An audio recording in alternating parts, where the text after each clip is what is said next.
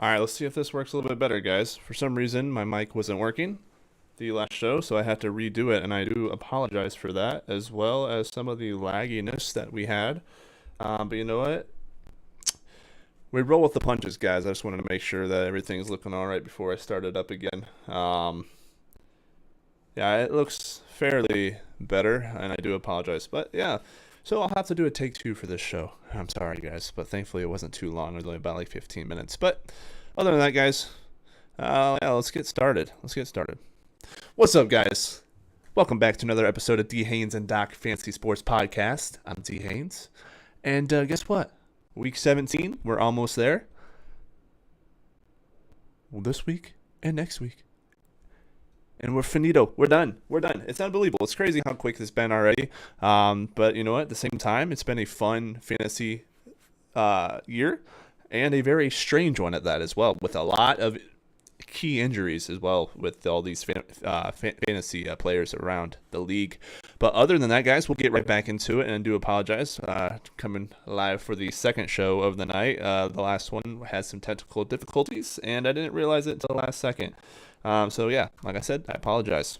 But other than that, guys, let's get it right into it. And I got two running backs, two wide receivers, and three quarterbacks for you guys to talk about today.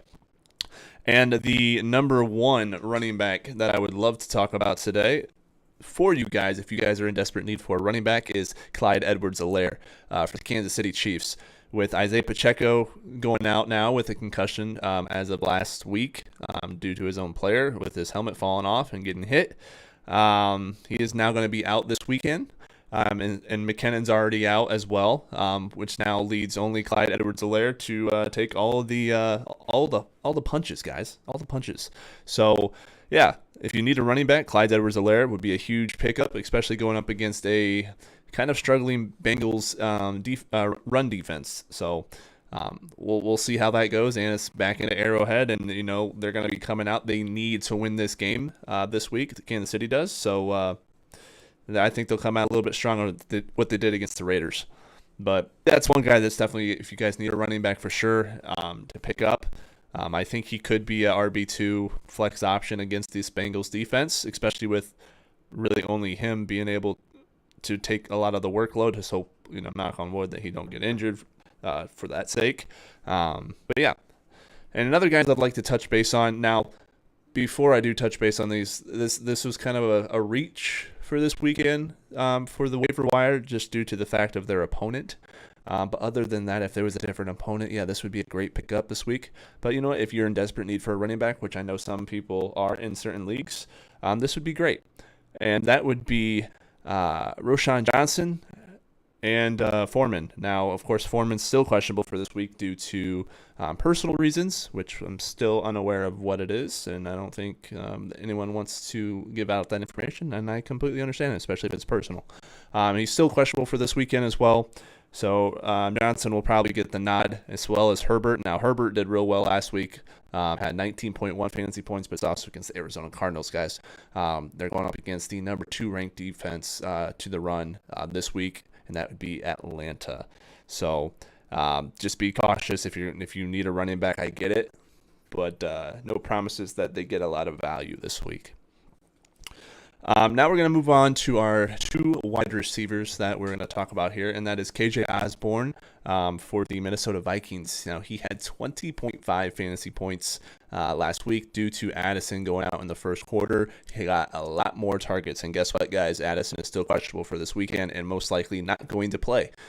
So KJ Osborne is going to step up some more and get some more fantasy value with JJ. So be lookout for KJ Osborne. He was 5 for 7, 95 yards and a touchdown.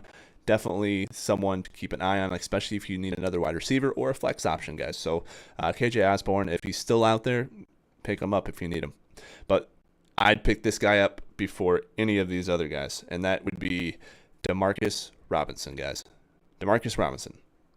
He's had a touchdown in each of his last 4 games for the Rams. He has 15.5 fantasy points, 13.6 fantasy points, 14.7 fantasy points, and 20.2 fantasy points, guys, against a struggling Giants secondary now they're going up against. And guess what, guys? Demarcus Robinson, he's only rostered in 2.3% of ESPN leagues. So he's going to be out there, guys. I've checked my waiver wires. He's out there. I put a bid in for him. I did. Good flex option possibly too. But yeah, he has a great matchup against the Giants, and he's definitely been showing that he's worth the pickup. And these Rams, as of late, guys, are scary good. And it's getting to the point where they're hitting at the right time towards the end of the year.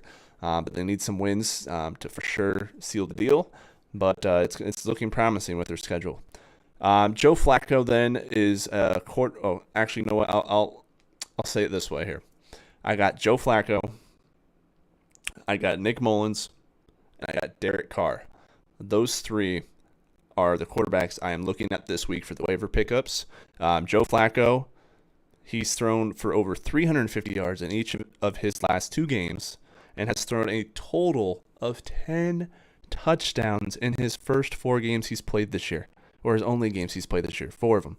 10 touchdowns, guys. That's almost more than this. I think it actually might be more than the Pittsburgh Steelers.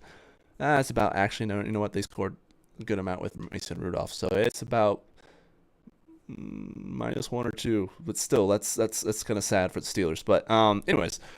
He's going up against the number 1 defense for the pass, or against the pass, and that's the New York Jets this week, guys. It's at Cleveland. I know that no quarterback other than Josh Allen, and that was the first week of the year,